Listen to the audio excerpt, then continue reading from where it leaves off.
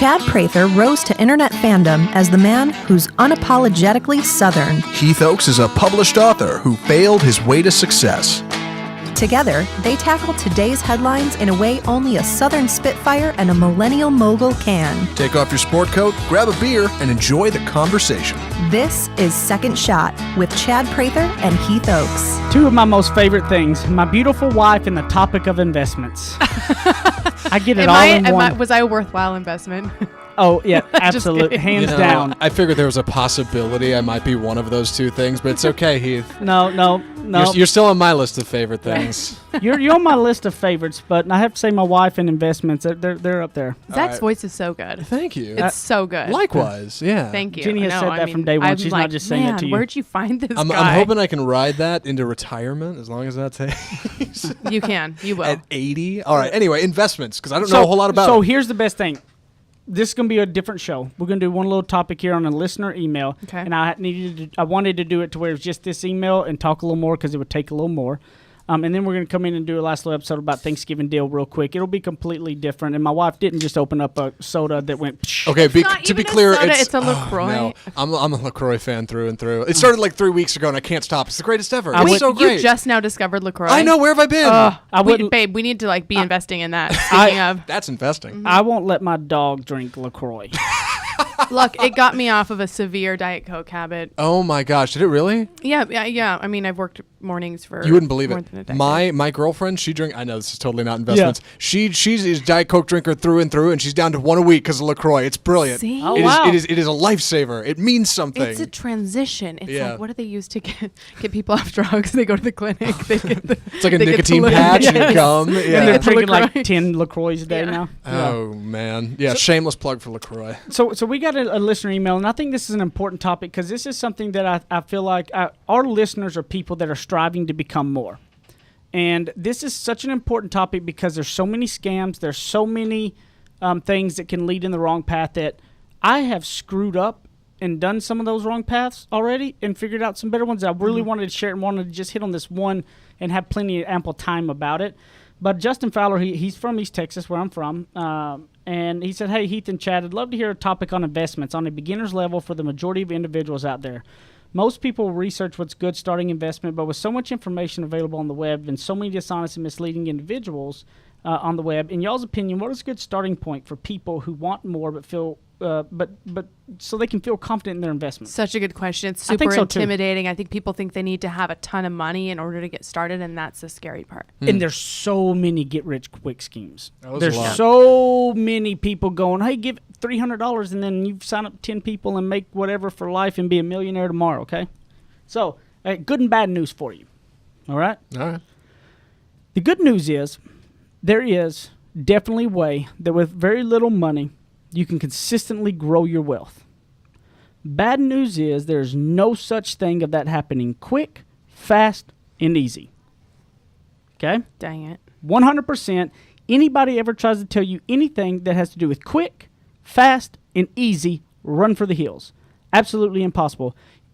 Building your wealth and long-term true safety is a long, consistent, you have to be disciplined to the process.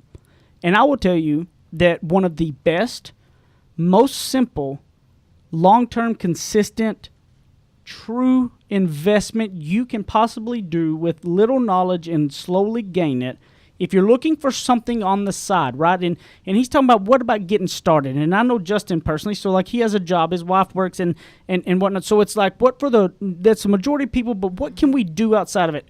I'm not a man who likes the stock market and all that. Not a fan of it. Somebody decides when the money goes up and down and I have no control of it. I don't like that. All of these buying into the pyramid scheme stuff and all that, stay the heck away from it. Any of that stuff that you can't put your hands on and know. How do you know that what? Any of them. Run from them. Just don't do it. Don't do them. Because somebody sends you a message on Facebook and it says, "I'd like to tell you about this opportunity you can do at home." And I'm talking to a Nigerian prince over email, and I'm telling you, it's legit. Run from all of that. It's easy. We easily can get bought into it because we do want something that's quick and easy and all that. But I can promise you, there is no such thing. The best, most pure one is called real estate. And let me tell you how you can get started in real estate and slowly build your wealth of a true residual income and not being dealt. And so you might say, well, Heath, what about the real estate crisis? All these people that lost their money. I did not lose a dime in the real estate crisis. I actually made more because of the method that I did it, which was slow, steady, what I could afford and what I could handle. I didn't get my a big ego and so go get a massive loan for tons of stuff and the market crashed. You only lost money in the real estate market crash if you had to sell. I never had to sell my properties.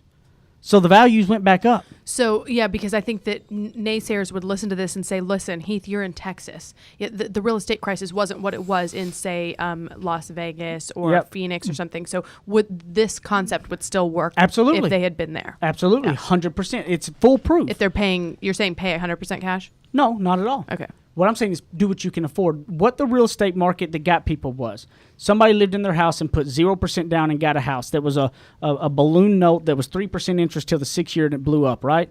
And then the bank let them get 3 more homes and they made $40,000 a year and they had $800,000 worth of home debt that they had to put 0 cash down and they were paying a low rate and it blew up in 5 years. That was called in over your head. Let me tell you what I did. Long time ago, when I started in the real estate deal, if you're going to do, I'll give you this tidbit is that if you're going to do any investment property, the bank is going to require you 20% down. Okay? So let's just say, Zach, for instance, for you. Yes. Do you rent or own? Rent. Okay, so the smartest thing you can do right now as a younger guy too is you start saving your money. You find a place where you find a duplex for sale. Okay? Yeah. And you study a market, find a cheaper market. Maybe it's a little bit more out of your commute. Maybe it's all that, but it's less expensive, okay? Find a cheap duplex, $120,000 for this duplex. It's 2 sides, 3 bedrooms, okay? Save up the 20, we'll see, be your first personal home, okay? Right. So you can get down to as low as 3 and 5% down on it. Oh, wow. Okay? Okay. You buy that duplex, $120,000, save up the money, so that'd be $6,000 down basically, All right. okay? That's manageable. Rent the other side out for the $700-800 a month, basically covers your mortgage. You live in that for about 2 or 3 years, and over those 2 or 3 years, you do the little improvements to it to bring the value up. Yeah, okay? paint the walls. Yeah, why not? Yep. Put on a new roof. Yep. And then once you kind of get that steady, and you got it to where now you can raise those rents up a little more on that other side, and then you can have the other side rented out. You move out of there, buy you another little duplex. Now you need that 20% down because now it's going to be an investment property. Mm-hmm. And live in one side, rent the other, and now you got the other 2 rented out. And now in about 3 to 4 years, you can have 2 duplexes that are bringing in $2,500 to $3,500 a month in rental income that you have an extreme amount of equity in because you've done the little improvements over time. You didn't go get a big, massive loan to do it all at once. You did it little by little. The improvements are up, mass is up. And so if the market crashed tomorrow, as long as you don't have to sell those properties, you never lose. In the decline, renters are going to be more of a need because if they did move out there, they're going to have to find something to rent, right? Right. So you're always safe. Where people got in trouble were people that said they flipped a home and made $30,000 and go, oh my God, I'm going to get a loan and do 5 at once. And they did the 5 at once and they couldn't afford to do that. If like those houses didn't sell, they were screwed. Only do what you can afford. When I started, I bought one house. I go to small towns. Go to the small towns, okay? They're cheap. Any of these small rural towns, learn the market. Go to Zillow, Realtor.com, pick a market, start looking at things that are selling. You can go on what leases, see what they rent for. You can find what kind of houses and what they're needing and how much they're renting for so you know what to buy. You can buy $70,000 houses in all these rural areas all around the city and all around and finally a $70,000 house is going to rent for $750, $800 a month, okay? 20% down on that, save that up over time, you know your target. Now, if it's your first home, you can buy it I would always suggest buying a duplex. So if you're a small family, even now and you want to do it, the smartest thing to do is find a duplex and buy it, live in one side, rent the other. Now your mortgage is covered. So now for the next 3 years, you're pocketing your mortgage money that you were paying before your rent. Now you got a ton more money saved up to save up for the 20%. Do one at a time. And over a period of time, that does. Now, the bad thing, this is a slow, solid investment. You're not getting rich tomorrow. You're going to live in that duplex on one side of it, Zach, for the next 2 or 3 years and not feel like you're gaining anything. And then another one, and then another one. But by year 6 and 7, you start doubling, tripling because then you have so much equity and cash flow from everything else, using that cash flow to buy more and do it to where you build it up over time. You do that slowly but surely, one at a time, one that you can afford, doing the work yourself on it after night. Find you one little market. Start watching Realtor.com, Zillow.com. Look at them. Find out what stuff's renting for so you know what type of house to rent for. It's a very simple deal. Another deal is Bigger Pockets Podcast is a phenomenal real estate podcast to learn a lot about it. And it's biggerpockets.com is a big forum they have of a community set up to help people in their first real estate investments, okay, with lots of answers. The most steady, sure wealth builder is real estate. Hands down. The negative that people talk about were the people that got greedy and did more than they should have. So we're 43 episodes into this podcast. You're just telling me this now? Like, come on. We had a whole life plan for you. Yeah, shoot. I mean, for instance, I'm doing this all wrong. Zach, I can tell you this. For instance, in rent's Garland, expensive in the Metroplex too. No, but you can look, Garland, like right over here in Garland and stuff. For instance, you can find duplexes for $130,000. Really? You can go put 5% down, live in one side. You can rent that other side for $900 a month. That basically covers the whole mortgage. And so now you think about where you're working right now, the money you make, the money you're spending on rent. That money you spend on rent every month basically goes right back in your that's pocket. What I was so saying, now babe, over the next rent's expensive. Like it's for sure. Expensive to pay He's for spending an that money apartment every here. month. Yeah. So now you keep that on the next 2 years. You use that money to put new carpet, upgrade this, upgrade that. Do that over time, saving your money with it to where you rent that other side and buy you another one. And you do it all over again and you build it up. And That's then what's it's called Zach Monopoly. Then it's called real residual income. My first 4 or 5 years of doing it, I was buying like one a year. And then 4 years, 5 years, then I was doing 2, 3, 4. And then next thing you know, it's a ton of them to where I had a dozen plus where over half of them are debt free and it was slow go. But it was so slow. That's where people don't want. It's not a get rich quick scheme. You cannot rush the process. That's where you get in trouble. Buy a property you can afford. Find a market. There's going to be a market close. Biggerpockets.com, Bigger Pockets Podcast. Listen to that. Immerse yourself. Go to your Realtor.com app.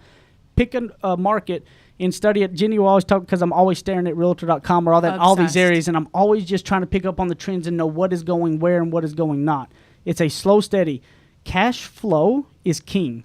Say you got that debt on it, but you do that over a year. In 15 years, you've got 10 properties that are bringing you $7,000, $8,000, $9,000 a month.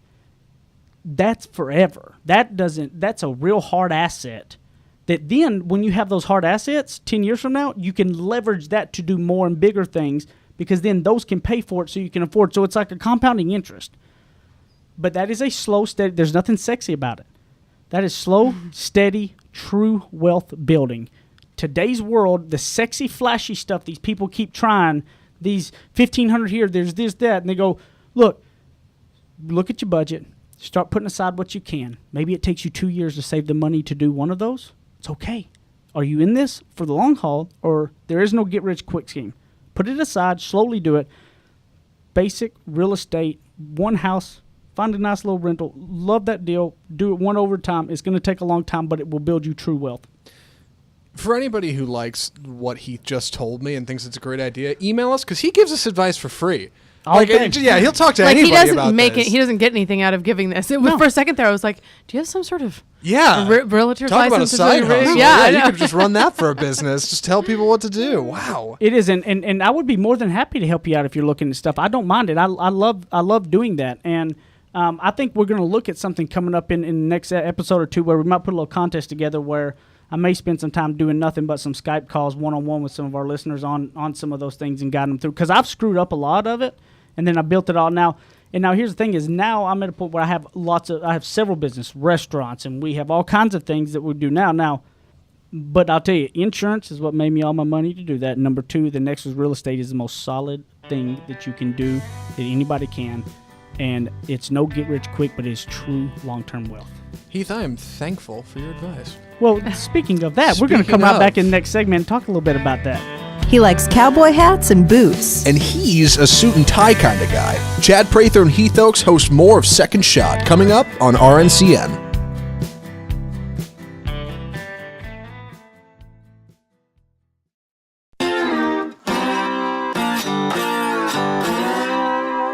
Ready, aim, fire. Second Shot is back for another round on the Real News Communications Network. So since we're all full from all the turkey and ham and everything on Thanksgiving, and we just gave the tips on the investment stuff, what I also just thought it'd be cool, like I said, for the people who are first time listening, this is not the normal podcast layout. Listen to the episode before and the one before that and one before that.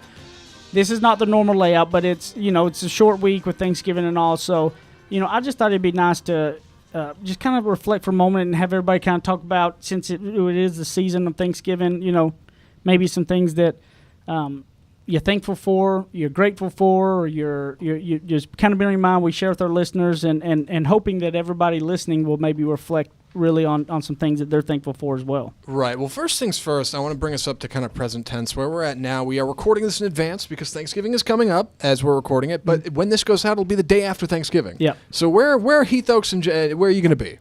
We're going down to East Texas for Thanksgiving. We're going to be there with my family a couple of days, and we're going to be in Idaho at Christmas with Jenny's family. Oh, wow. All right. That's a good split. Yep. That makes sense. Yep. Any Thanksgiving traditions? You do anything cool? What dish do you bring? I mean, what do you... I need to ask his mom, like, she's going to say nothing, and so then I'm going to stress about what do I bring so as to not, conflict with what she's already preparing. You can't show up empty-handed. Heath says we can because it's my mom's house, and I'm like, yeah, I'm the new kid. Yeah. You can't come as the new kid empty-handed. I think I took muffins or something like that, like cranberry muffins or pumpkin muffins or something. Hands down my favorite. Now, there's nothing healthy about my mom's Thanksgiving cooking. My mom is an East Texas woman. Yeah. Southern cooking. So good. Full blown, so good, but nothing healthy. But my favorite dish that I always look forward to is that hash brown casserole thing, potato casserole deal. Yeah. These cornflake things on top and cheese. I mean, I literally will devour that. And it was so funny. This is how much I don't know. My mom had the fruit salads out there in one of Jenny's first years. Like, oh, look, Jenny, see, there's something healthy, a fruit salad. And she's like, Heath, the thing is full of sugar and so good, and I love it. No, I mean, yeah, I was definitely not, very for good. the record, not hating on. No, but I was like pitching it as being healthy. Yeah. He's like, there's some fruit, and I'm like, yeah, there's like a cherry in there, and then it's goodness, Cool Whip, and who knows, sugar, and it was delicious. Yeah, it'll be a good meal. What about you? Are you going to Houston? I am, going to Houston to visit the folks. I've been doing pretty well lately. I've been on this diet thing. Ooh, what is it? It's been going well. Keto.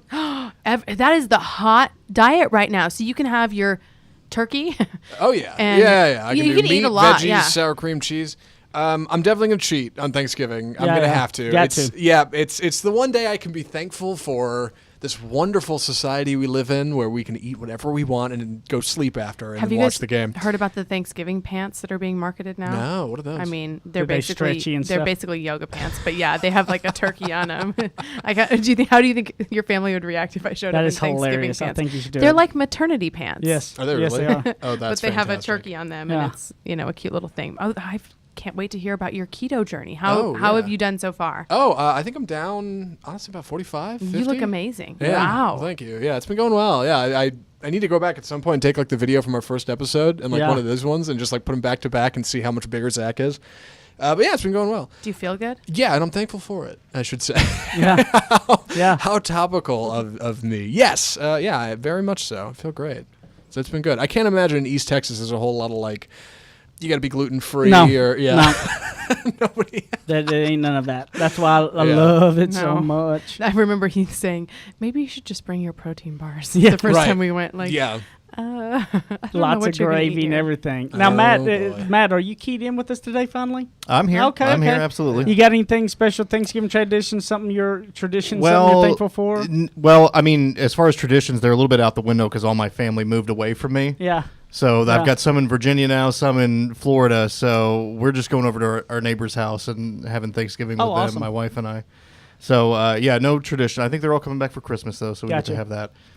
And then as far as what I'm thankful for, honestly, this is going to sound really cliche, but I'm really thankful to be here because, just a little bit of backstory on me. I gave up a more than decade-long career in radio to come here to try to extend my career a little bit. I looked at the down the tunnel in radio, and there wasn't really a light at the end of the tunnel there. Yeah. So I said, well, I'm going to try to do something different. And so I came over here, and I'm so thankful to be here and be around some really, really wonderful people. That's awesome. And that's scary to take that leap. Yeah, absolutely. And I stressed about it forever. I mean, I worked here part-time for a couple of years before I said, okay, I'm really, really ready to finally do this.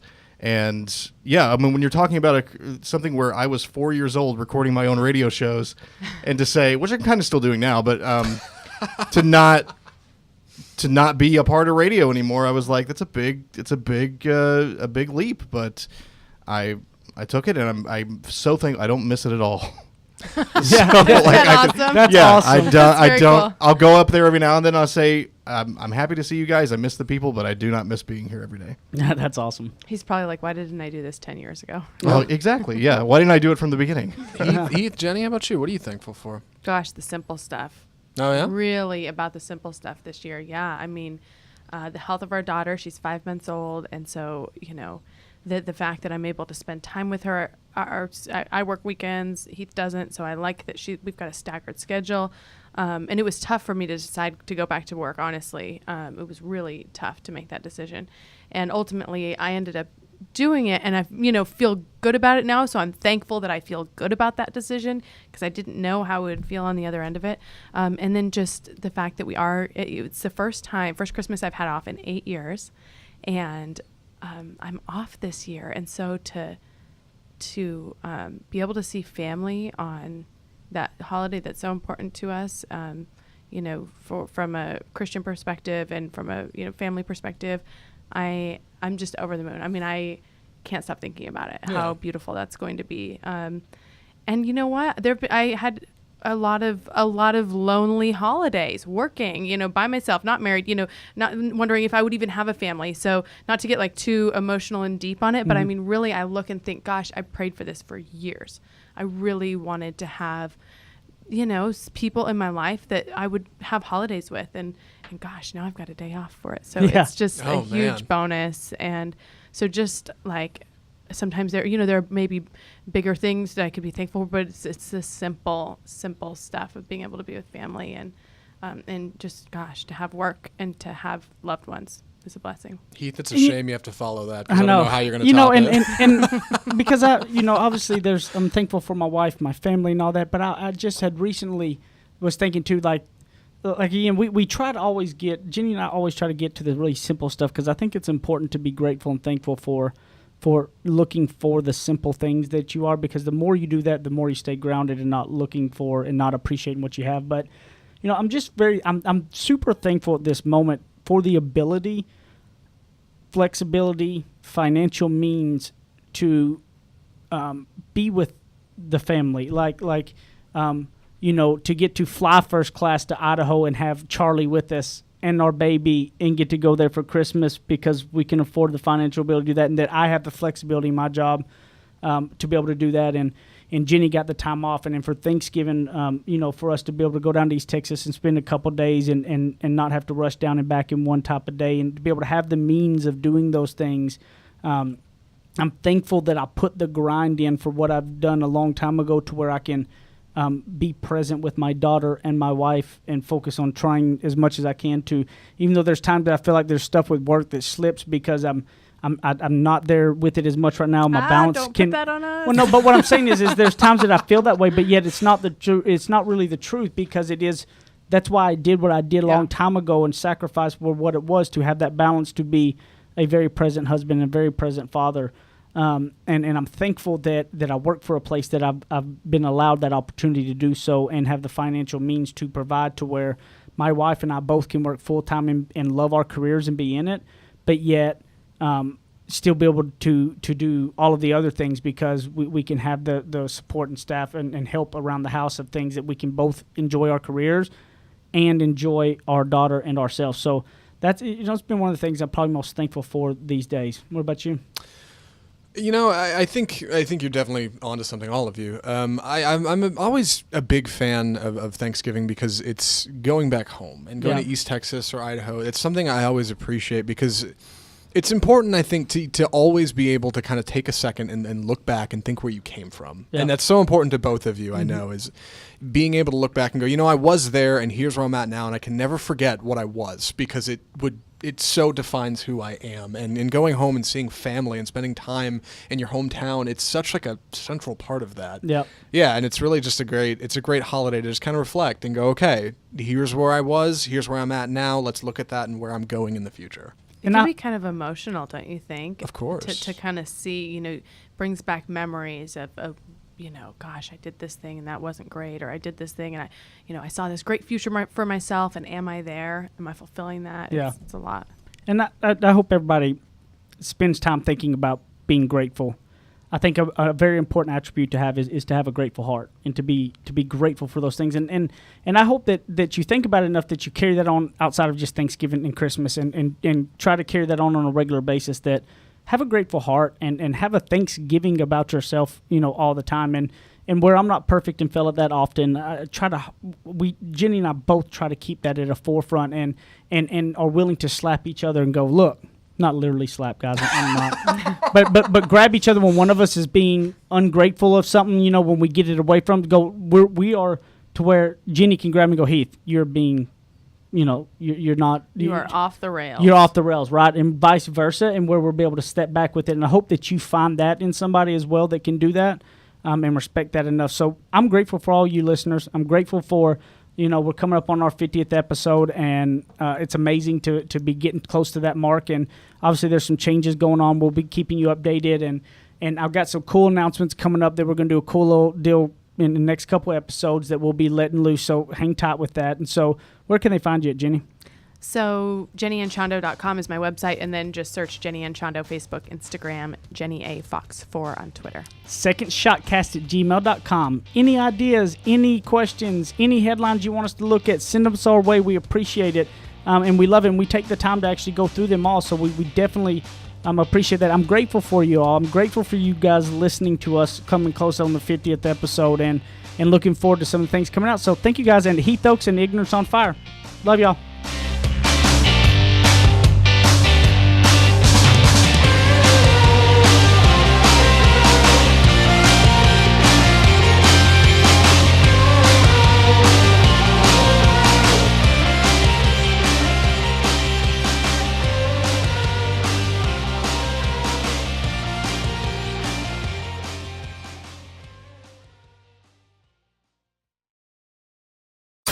You're listening to RNCN, the digital destination for premium talk radio.